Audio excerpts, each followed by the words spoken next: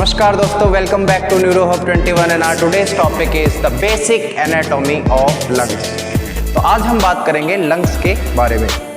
तो देखते हैं, देखें ये क्या है। ये लंग्स का मॉडल मेरे हाथ में है। अब हम बात करेंगे बेसिक एनाटॉमी ऑफ लंग्स की। तो लंग्स कहाँ पे सिचुएटेड होता है? Lungs is situated in the thoracic cavity. Lungs is situated in the thoracic cavity. There is 2 lungs present inside our body। सबसे पहले बात करें हम राइट लंग्स की। तो देखें राइट लंग्स के अंदर 3 लोब्स पाए जाते हैं। तो देखें ये है आपका राइट लंग। तो राइट लंग के अंदर पहला वाला जो लोब है उसे हम क्या बोल रहे हैं? Superior lobe. क्या बोल रहे हैं? कौन सा lobe? Superior lobe. Right lungs के अंदर जो बीच वाला लोब है, कौन सा लोब? बीच वाला लोब है, इसको हम क्या बोल रहे हैं? Middle lobe. कौन सा लोब? Middle lobe. और जो ये नीचे और नीचे आपको जो लोब दिखाई दे रहा है, इसको हम बोल क्या रहे हैं? Inferior lobe. So how many lobes are present in the right lungs? कितने लोब्स प्रेजेंट होते हैं राइट लंग्स में? कौन कौन से? This is your right lung, this is your right lungs. And how many lobes are present in the right lungs? 3 lobes present होते हैं। कौन कौन से? Superior lobe, middle lobe and inferior lobe. I hope आपको ये चीज समझ में आई होगी। अब देखो, आपको यहाँ पे एक फिशर दिख रहा होगा। क्या है ये? फिशर। क्या बोलते हैं इसको? फिशर। ये जो फिशर है इसको हम बोलते हैं क्या? Horizontal fissure. क्या बोलते हैं इसको? Horizontal fissure. और ये हॉरिजॉन्टल फिशर सुपीरियर लोब को मिडिल लोब से डिवाइड करने का काम करता है।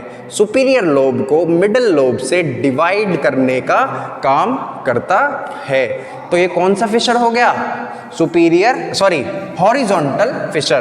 तो सुपीरियर लोब और मिडिल लोब के बीच में कौन सा फिशर होता है? कौन सा फिशर होता है? Horizontal fissure. कौन सा फिशर? Horizontal fissure. अब हम बात करें मिडिल लोब और इंफीरियर लोब। मिडिल लोब और इंफीरियर लोब के बीच में भी एक लाइन इसको सेपरेट कर रही है और ये भी एक फिशर है। और इस फिशर को हम बोलते हैं क्या? Oblique fissure. कौन सा फिशर? ऑब्लिक। क्योंकि ये फिशर तिरछा होता है। कैसा होता है? तिरछा होता है। देखें, मैं आपको इसको दूसरे मॉडल में दिखाने की कोशिश करूं तो ये देखें, ये थोड़ा सा तिरछा है। ये तिरछा है, इसलिए इसका नाम क्या हो गया? Oblique fissure. कौन सा फिशर? Oblique Fisher. तो आपका सवाल उठता है यहां से कि राइट लंग्स में कितने लोब्स होते हैं? कितने लोब्स होते हैं राइट लंग्स में? कौन कौन से? सुपीरियर लोब, मिडल लोब और इंफीरियर लोब। और राइट लंग्स में कितने फिशर होते हैं? 2 फिशर। कौन कौन से? हॉरिजॉन्टल फिशर और ऑब्लिक फिशर। आई होप आपको समझ में आया होगा। Thank you. अब देखें, ये तो बात किसकी हो गई? Basic anatomy of the right lungs की। फिशर का मतलब क्या? कि एक ऐसी संरचना जो सेपरेट करती हो एक लोब को दूसरे लोब से। एक लोब को दूसरे लोब से एक संरचना जो सेपरेट कर रही है, उसको हम क्या बोल रहे हैं? फिशर। और कितने फिशर पाए जाते हैं राइट लंग्स के अंदर? 2 फिशर पाए जाते हैं। कौन कौन से? Horizontal Fisher. हॉरिजॉन्टल फिशर क्या करता है? सुपीरियर लोब को मिडिल लोब से सेपरेट करता है। और जो ऑब्लिक फिशर होता है वो मिडिल लोब को इंफीरियर लोब से सेपरेट करने का काम करता है। आई होप आपको राइट लंग्स समझ में आया होगा। अब हम बात करें लेफ्ट लंग्स की। तो मैं इसको डिलीट कर देता हूं। आई काइंडली नोट इट डाउन। अब देखें, मैं अगर बात करूं लेफ्ट लंग्स की, तो ये है आपका लेफ्ट लंग्स। क्या है ये? Left lungs. लेफ्ट लंग्स के अंदर 2 लोब्स पाए जाते हैं। कितने लोब्स? 2 लोब्स पाए जाते हैं। देखें, सुपीरियर लोब और इंफीरियर लोब, सुपीरियर लोब और इंफीरियर लोब। कितने लोब? 2 लोब पाए जाते हैं लेफ्ट लंग्स। लेफ्ट लंग्स में कितने लोब पाए जाते हैं? 2 लोब पाए जाते हैं। कौन कौन से? सुपीरियर लोब, सुपीरियर लोब और इंफीरियर लोब, इंफीरियर लोब। और सुपीरियर लोब को जो फिशर इंफीरियर लोब से सेपरेट करता है उसे हम बोलते हैं क्या? Oblique fissure. क्या बोलते हैं? देखें, ये वाला, ये क्या है? Oblique fissure. कौन सा fissure? Oblique fissure. I hope आपको समझ में आया होगा। कौन सा फिशर? Oblique, oblique Fisher. तो मेरा सवाल कि लेफ्ट लोब में कितने, लेफ्ट लंग्स में कितने लोब होते हैं? 2 लोब्स होते हैं। कितने लोब्स होते हैं? 2 लोब्स होते हैं। और राइट लंग में कितने लोब होते हैं? 3। राइट लंग में कितने फिशर होते हैं? 2 फिशर। कौन कौन से? हॉरिजॉन्टल फिशर और ऑब्लिक फिशर। कौन सा फिशर? हॉरिजॉन्टल फिशर और ऑब्लिक फिशर। और लेफ्ट लंग में कितने फिशर होते हैं? 1 फिशर। कौन सा fissure? Oblique fissure. Oblique fissure क्या करता है? सुपीरियर लोब को इंफीरियर लोब से सेपरेट करने का काम करता है। आई होप आपको समझ में आया होगा। अब देखें, हम बेसिक चीजों की बात करते हैं। जैसे जो राइट लंग होता है, जो राइट लंग्स होता है वो जनरली 625 से 700 ग्राम का होता है। कितना? 625 से 700 ग्राम का होता है। और जो लेफ्ट लंग होता है वो उससे 50 से 100 ग्राम कम वजन का होता है। अब देखें कि लंग्स का जो ये ऊपरी भाग होता है, देखें ये जो ऊपरी भाग होता है इसे हम क्या कहते हैं? देखें, ये वाला जो पॉइंटेड शार्प स्ट्रक्चर आपको दिखाई दे रही है, इस पॉइंटेड शार्प स्ट्रक्चर को हम बोलते हैं क्या? Apex of the lungs. क्या बोलते हैं? Apex of the. देखें, ये वाली जो पॉइंटेड शार्प स्ट्रक्चर आपको दिखाई दे रही है, ये वाली ऊपर वाली, इसको हम क्या बोलते हैं? Apex of the lungs. Apex of the lungs. क्या बोलते हैं? Apex of the lungs. और जो नीचे वाली जो आपको सरफेस दिखाई दे रही है, नीचे वाली जो आपको सरफेस दिखाई दे रही है, इसे हम क्या बोलते हैं? Base of the lungs. क्या बोलते हैं? Base of the, base of the lungs. ठीक है। जैसे जैसे उम्र बढ़ती जाती है लंग्स के कलर भी चेंज होता जाता है।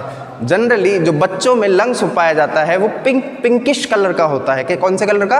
पिंकिश कलर का होता है। लेकिन जैसे ही वो बच्चा एडल्ट में कन्वर्ट होता है तो उसका कलर कैसा हो जाता है? कार्बन कलर का हो जाता है। कैसा?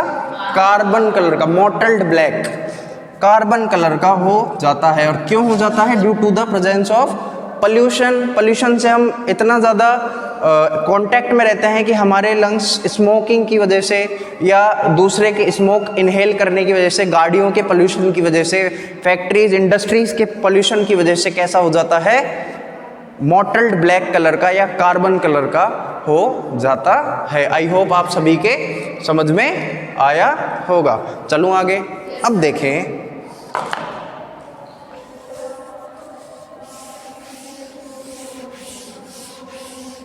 हम बात करेंगे सरफेस ऑफ द लंग्स की। सरफेस ऑफ द लंग्स की, लंग्स में कितनी सरफेस पाई जाती है? क्या लंग्स में कितनी सरफेस पाई जाती है? तो मैं कहता हूं कि लंग्स के अंदर 4 सरफेस पाई जाती है। कितनी? 4। ज़्यादातर बुक्स में 2 सरफेस के बारे में जिक्र किया गया है, लेकिन जब और स्टडी की गई तो पता चला कि बेसिकली लंग्स के अंदर कितनी सरफेस होती है? 4 सरफेस होती है। तो देखें, जो पहली सरफेस है, देखिए ये वाली, ये सरफेस का मतलब होता है क्या? सतह। क्या होता है? सतह। तो जो पहली सरफेस है, ये वाली जो आपको सरफेस दिखाई दे रही है, इसको क्या कह रहे हैं? Coastal surface. कौन सी सरफेस? Coastal, coastal surface. कौन सी सरफेस? Coastal surface. कौन सी सरफेस? Coastal surface.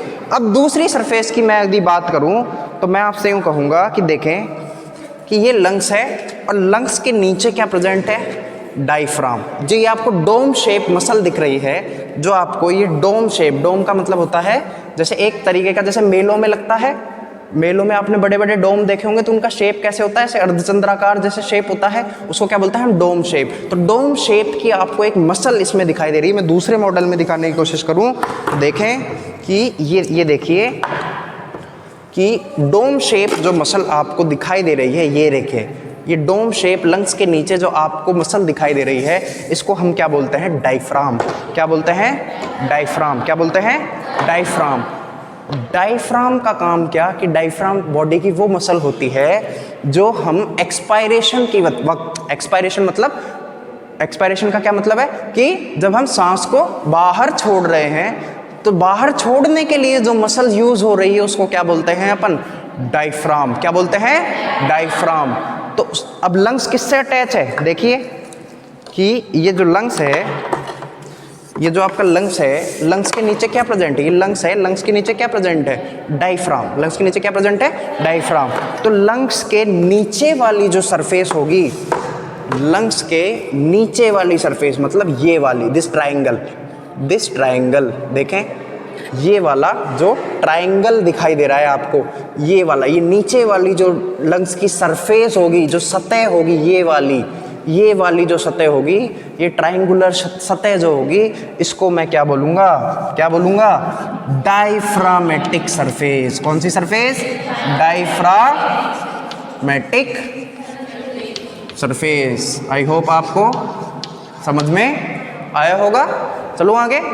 अब देखें तीसरी सरफेस की हम बात करें तो तीसरी सरफेस क्या कि देखें कि अब बची कौन सी, ये वाली सरफेस, ये वाली सरफेस बीचों बीच जो है।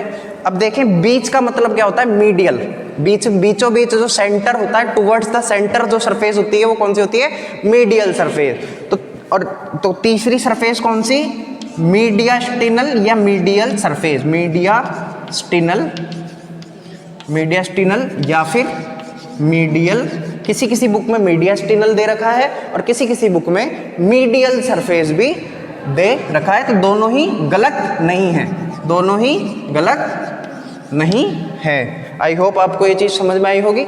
मीडियास्टिनम का मतलब होता है कि लंग्स के बीच में, लंग्स के बीच की जो स्पेस होती है, लंग्स के बीच की, जैसे ये लंग्स है तो लंग्स के बीचों बीच देखें कि ये लंग्स है।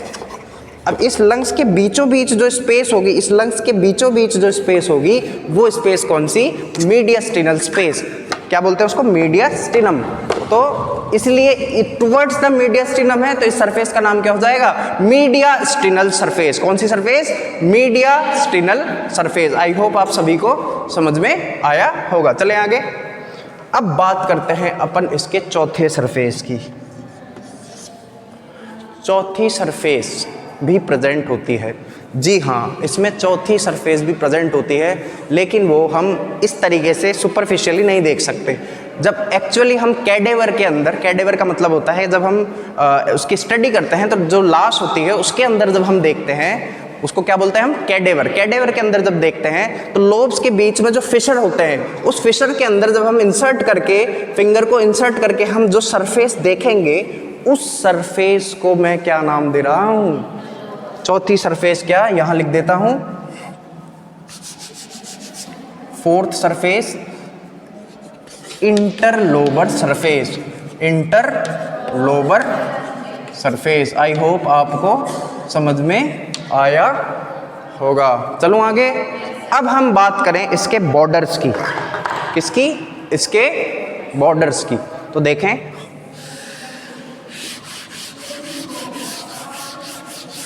मैं इसको डिलीट कर देता हूं।